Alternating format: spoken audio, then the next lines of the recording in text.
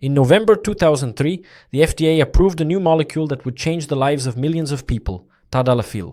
And today, more than 20 years later, it has become a craze. And just in Brazil, in 2024, more than 64 million units of Tadalafil were sold. And even with all this success, with all its effectiveness, I hear almost every day here in my office, "Doctor, I take it and it doesn't work for me at all." Today you're going to understand the 3 main reasons why Tadalafil doesn't work, and the last one might be the most important and the most overlooked by everyone. Stay with me until the end, because there's a lot of important information in this video. Hello, I'm Dr. Tiago, and I'm a urologist here in São Paulo. Think about this with me. You get your car ready, change the oil, fill up the tank, check the tire pressure, but if you don't turn the key or press the button, the car won't move. With Tadalafil, it's exactly the same thing. Tadalafil improves and prepares your body's mechanics, enhancing blood flow in the penis area. But if you don't turn the right key, it won't work. And the right key is your brain. That's where a lot of mistakes happen. Many men focus on the medication, forget the instructions for use, and overlook the proper stimulation needed to make the medication work. And that's where the first big mistake men make with Tadalafil comes in. Many men use it at the wrong dose and at the wrong time. There are 2 main formulations of Tadalafil at the pharmacy, the 5 mg and the 20 mg versions. So the man goes there and says, "I don't really need such a high dose," buys the 5 mg one, takes it 20 minutes before having sex, and thinks he's going to get a big benefit. Let's break this down so you can understand it once and for all. 5 mg Tadalafil is for daily use, every day, even if you're not going to have sex, okay? This is important. Why is that? It's a lower dose so that the medication remains stable in terms of concentration in your blood, so that when you do have sex, that dose is already effective and you can get the maximum benefit from the medication. 20 mg dose. This is the dose we call on-demand use before the main event, okay? So, when you want to have sex and you're not taking it regularly, but you need a medication to take for stimulation, then you'll usually use the 20 mg dose. Because that's a higher dose, you'll get a peak of action, and that peak will be enough to improve and have good performance during sexual intercourse. Then a lot of people ask me, "Oh doctor, but my friend takes 5 mg and it works really well for him before sex." Yes, for people who don't have erectile dysfunction and probably don't even need the medication, it will indeed enhance things a little. Not to mention the placebo effect, right? The fact that you know you're taking it, which boosts your confidence and also improves your erection. But the main mistake usually happens here. And with the 20 mg dose, there's also an important detail, the timing of when you take it. It's no use choosing the right dose, the 20 mg, and taking it at the wrong time. For the 20 mg dose, the ideal is to take it 1 to 2 hours before intercourse. In fact, the 20 mg dose can last up to 36 hours in the body. It was even nicknamed the weekend pill because of this prolonged duration of action. And besides that, there's another extremely important detail. If you take 20 mg of Tadalafil an hour or an hour and a half beforehand, but you have a very heavy meal, right? A meal with high fat content, like a barbecue, a steak, feijoada, or extremely greasy food, it will delay the absorption of the medication and you might not get the expected effect if you have intercourse right after that. Therefore, the ideal is to take it an hour and a half, an hour or 2 hours before intercourse, preferably on a not too full stomach and away from large meals.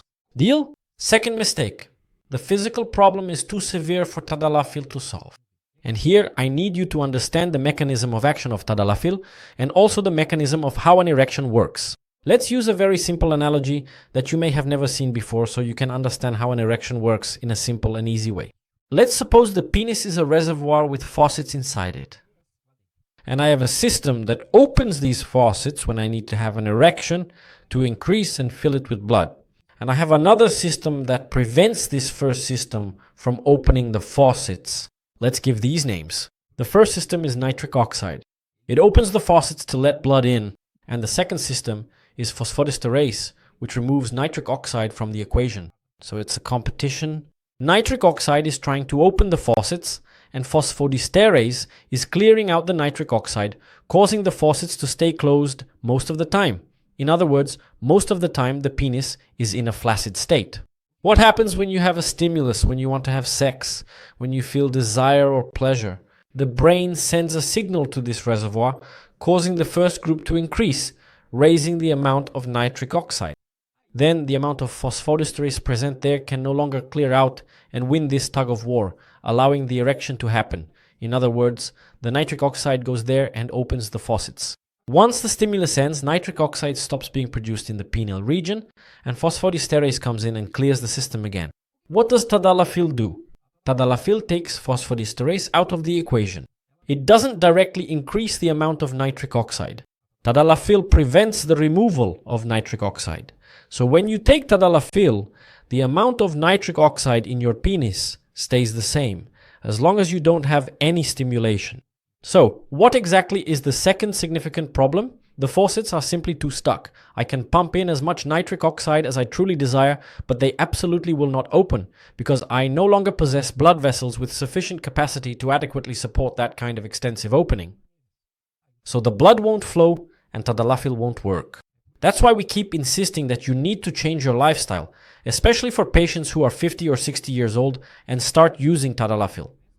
But if you don't change your lifestyle, if you don't exercise, if you don't improve your diet, if you don't lose weight, Tadalafil will stop working because the gunk that's clogging the faucets will keep building up. So, in a man who is 50 or 60 years old, when he starts taking Tadalafil, it works really well at first. It's perfect because it increases the amount, it blocks the phosphodiesterase, and nitric oxide starts working more easily, opening up the remaining faucets. So it works very well.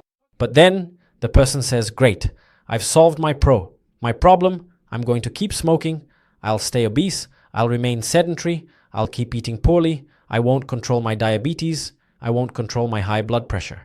And that's fine. 2 or 3 years later, Tadalafil stops working. Why? Because all the faucets got stuck.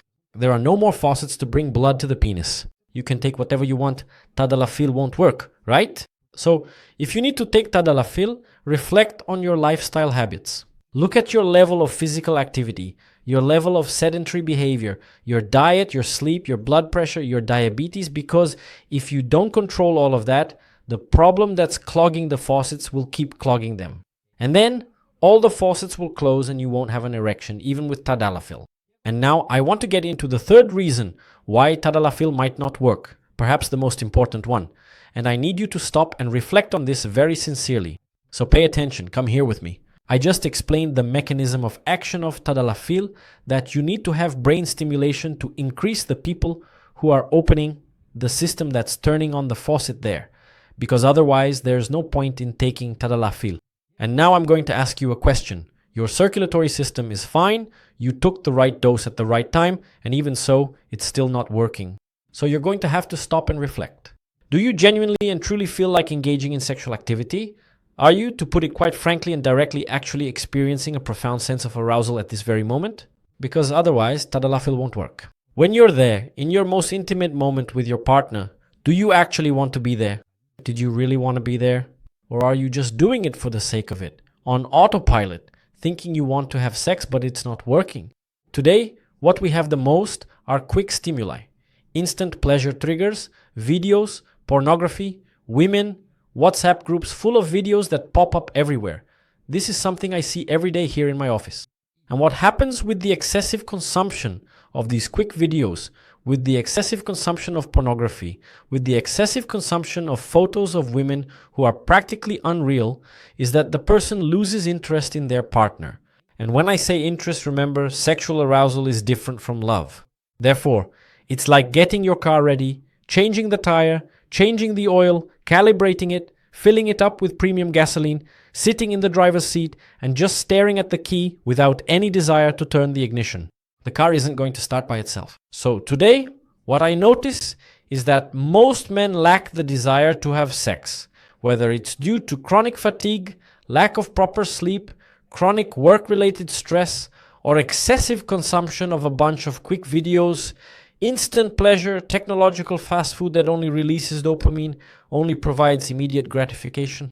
And the person has changed their brain's reward system to the point where real sexual intercourse, which 10 or 15 years ago they were really eager for, is no longer a pleasurable stimulus for them.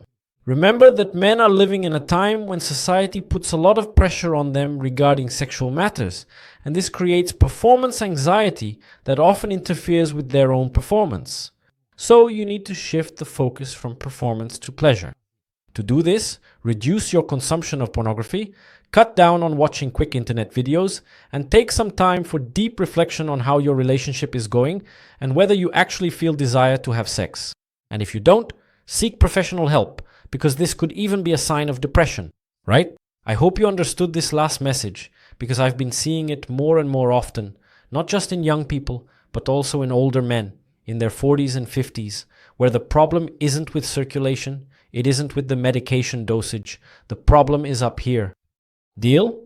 Think about it. Obviously, I'm not going to ask you to comment because this is a very personal matter, but if you think this video could help someone, share it. Deal? I'm Dr. Tiago, and I'll see you in the next episode.